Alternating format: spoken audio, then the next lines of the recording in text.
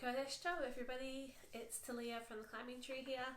Today I have a Rosh Chodesh Av video. Yay! I haven't had a Rosh Chodesh video for ages, actually. Just like ages and ages. Mostly just because I find it difficult to do my research and my internal mental preparation and then film a video and then edit it and then upload it and have it done in any sort of reasonable time frame. But we're having a go. If you are seeing this video, then I've obviously succeeded. And perhaps you'll never see this video, in which case I did not succeed. If it gets to a week after the Rosh Chodesh, I just don't post it because it's crazy. Anyway, even though I haven't been posting these videos, I have still been doing my research each month on the Hebrew month and setting my goals and different things like this. So last month was Tammuz, which was a very interesting month. And we had a lot of changes happen for us and our family in that month. If I pull up my notes for Tammuz, a lot of the things that we're talking about in Tammuz were kindness and choosing kindness, finding good in everything, removing our egos and just really tapping into our neshama and tapping into Hashem, really, through that. So we definitely had quite a few tests of that, I suppose you could say, and I definitely felt that piece. I really think that it is great to research the Hebrew month and set your intentions, because then when things happen, you're already prepared. So many crazy things happened in the last month that we could have easily been really overwhelmed and almost scared and nervous of our future and what was happening. And I did not feel any of that, because I just felt like Hashem has good things planned for us and that these things were happening. So yeah, I didn't actually, my sort of goal, I guess, was to do a gratitude thing every day, and I didn't do that. So yeah, trying to choose a more realistic goal this time for Av, and let's see how we go. But the month of Av is super interesting. Basically, starting now from the Rosh Chodesh until the 9th of Av is a period of time called the 9 days, and culminates in Tisha B'Av, which is the 9th of Av, which is a pretty hardcore day of mourning, the saddest day really on the Jewish calendar, where we mourn the destruction of the temple. We read Lamentations in shul. We have a lot of restrictions on the things that we do on this day, because it's a mourning fast day, a mourning, sad grief, not just a morning fast, as opposed to an afternoon fast. A day of mourning and a day of grief and a fast day, and therefore, there are things that we are not going to do. I won't get into all these details. This is not a video about Tisha B'Av. And actually, we are, previous to this 9 days, already been in a period of time called the 3 weeks, which is from the 17th of Tammuz until the 9th of Av, which is just also a period of mourning. It's just escalated in these 9 days. So we are really focused on this introspective kind of period of time in the first part of the month, and it's very solemn, and we should try to really feel all the feelings about this and try to connect to this. I was reading a really beautiful thing that says, in order to feel whole, we must know what it is to feel broken. And, we have to experience that brokenness with courage and acceptance and humility, turn it into something beautiful and workable, and new, I guess. And we can look at this, the destruction of the temple, and really, if we embrace that and feel this, like as Jews should, then we can really experience that brokenness, meet it, and experience transformation personally because of that. And so, also really like this other analogy, which was saying that the temple's destruction can be a metaphor for the chasm we create between our bodies and our souls. And what does this even mean? Well, like, there are different ways to think about this. We can think about this in the terms of like our soul wants to do things, and I find this, like, I'm sure lots of people experience this all the time, but certainly in converting, that like my soul wants to do these things. I want to like fulfill this mitzvah. I want to say like keep kosher, right? And then I like my soul, my body does or wants different things. And maybe my body wants like the packet of chips that is not kosher. Maybe there's nothing really wrong with it, but it's not kosher. And, should I really do that? And there's like that divide between soul and body. But also I think another way to look at this divide between body and soul is to think about it in the way that we relate to our bodies, and the way that, particularly as women, we can be like quite critical of our bodies, and we can be dissatisfied with how our bodies work, even if it's just like totally natural ways that our body works. There's not necessarily anything wrong with us. We can still be dissatisfied with that for various reasons. As someone who has like a chronic illness and experiences like quite a range of like health complications, I definitely relate to that. Like that is, I guess I like wrote it down because it really like challenged me to think, yeah, actually I do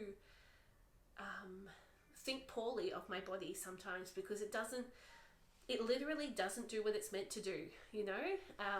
It just doesn't work properly, and this is for a variety of reasons. Some things I am totally responsible for, and others are, unluckiness. This thing and this thing and this thing happened that made these things happen in my body, and that's just unfortunate that those series of things happened to me. But I need to really work on bringing back unity between my soul and my body in that respect, and not getting caught up, and not sort of blaming my body for not working properly, but loving and accepting it because it does work well in lots of other ways. Here I am growing a baby, and I've grown quite a few other babies and birthed them reasonably well, and please God, I should do the same for this baby. And that's a great thing. Lots of people struggle with that, and this is something that I don't struggle with, and I am super grateful for that. So I guess it's not just about focusing on the good things, but it's about even just accepting that like my body needs this medication in order for me to survive, and that's okay. That's how things are, and just finding that peace within myself and bringing it back. This is what I'm trying to do. I don't have the words, but this is what I'm doing. Body and soul, and we want to just like connect them again and be more whole. So yes, these are the kind of thoughts around the first half of the month. Basically, once we get to the 14th of Av, we are at a new holiday called Tu B'Av, which is a super duper minor holiday. It's like not even like on the radar for most people, but basically it's like celebrated as a love day. It's beautiful, mostly for single people. Lots of dancing and celebration. So in that first half of the month, as we were mourning the destruction of the temple, we're really like connecting to Hashem a lot, and we're really getting deep into like our neshama and how we are feeling and embracing all aspects of ourselves and our relationship with Hashem, and really getting into that nitty gritty stuff. And then in this second half of the month, we're more focused on meeting the souls of others and making that connection with other people. And I think that that's, a really beautiful thing, and a great reminder too that often we need to like do the personal work first before we can meet the needs of other people in our lives. So that's a good reminder.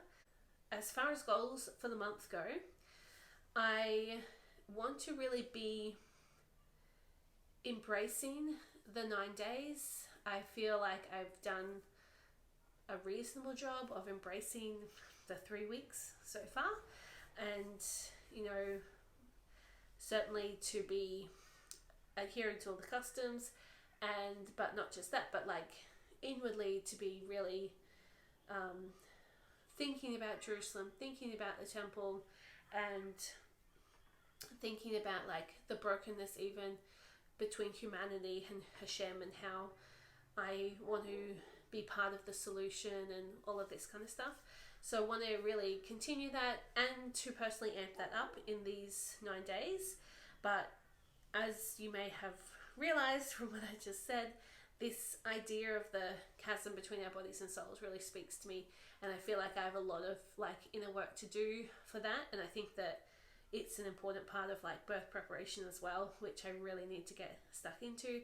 So that's going to be a big focus for me. It's not a good goal because it's not very concrete and I can't measure it very well, but still we're going to run with it for today. That's what I want to do. And then in the second half of the month, I want to really like switch gears a bit, and please God will have really done that inner work that needs to be done, and then want to really focus in the second half of the month in that love and joy, and just like making my marriage a priority, if that makes sense. If you've ever been through a religious conversion before, particularly like to Orthodox Judaism, it can be like pretty intense and pretty trying, I guess, because it's a lot of like, oh, I thought you were meant to do it this way, and I thought, like, well, don't wait, you can't do that, like that's not the right thing. And so you often like have this tension in your home as everyone tries to remember all the new things that you're meant to be doing. And we really haven't had like tons of trouble or anything, but it's definitely there sometimes. And for us, like personally, we have a lot of changes with work and business, and juggling priorities and responsibilities in our home, between Luke and I, and time and work-life balance and all of this kind of stuff. And so I think that to really focus in on creating that us time, and not even to like make big time, because I don't think that is so practical sometimes when you have little kids and you run your own business, to like find time for a date night every week, to spend money on a babysitter and going out for the movies. And it's not necessarily like a practical thing, even though Luke loves to do that, and maybe we will do that in the month, who knows, but it's just maybe not so practical. So I think that my goal will be more about finding little things that we can do to just let the other person know that even though life is hectic and busy, that we're in this together, and that I'm thinking of you and I love you, that kind of thing. Can get the kids on board with this too. I'm just thinking that maybe making sure that when Luke gets home from work, that everyone is there, everyone greets him and shows him some love and all of that kind of stuff. I think that's I think that would be lovely for anybody. But that's a nice thing that the kids can be doing as well for the month. I will just say that I do try to talk to my kids about the Hebrew month as well, and talk about like the different themes. It's been really easy last month and this month with having Tisha B'Av like coming up and being part of the 3 weeks, because we've been discussing this a lot as a family, because there's different things that we're not doing, like listening to music and stuff like this, and that has been difficult for them, but they're really aware of it and they're learning about it and hate it anyway. But it's something that we can talk about a lot as a family. But these are like really practical things you can talk about, like the things we can't do in the lead up to Tisha B'Av, but also we can talk about this.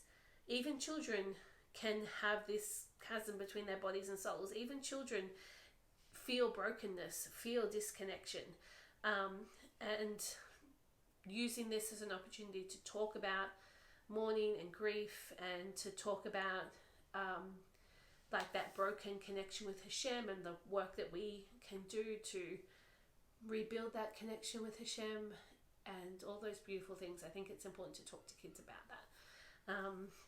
And definitely can always talk to kids about being grateful, about showing love, how can we love each other well as a family, all of that kind of stuff. So definitely think it's great to talk to kids about this. So those are my goals. That's my thoughts on the month of Av. I hope that this is like a really great month for you, even though we are in this really sad time. That still, I think, the energy is there to like really connect with Hashem in a great way, and certainly to connect with the Jewish people as a whole. And I think that that's really beautiful, and I think that that can make the month a beautiful month, even in this sadness. And isn't that one of like the great recurring themes of Judaism, is darkness in light and light in darkness, and that this is, nothing is so one-sided, that there is a little bit of everything in everything. So yes, thanks for watching. Give it a like. If I can get like a bunch of likes or comments on this video, I'm sure I'll be like way more motivated to like do the next Rosh Chodesh video. So please God, I'll get this up for you in a timely manner, and for myself really, and that I can do this next month, because next month is Elul, and Elul is one of my favorite months of the year. Then we get to Tishrei. Tishrei is another of like really my very favorite months, even though it's so busy and it's so hardcore. But I could possibly welcome my baby in Tishrei. Sort of, is due the very last day of Tishrei. So maybe Tishrei, maybe Heshvan, who knows. But, that would be great. And there's a possibility that we could finish our conversion in Elul, which would be amazing, because Elul is all about Teshuvah and coming back to Hashem, and to actually go through like a conversion in that month would be epic, in my opinion. But Hashem has a plan, and we are not in control of this at this point in time. We're just doing what we're doing, and hopefully doing everything we can do. So yes, subscribe if you want to keep updated with that, and yeah, see you later. Thanks for watching.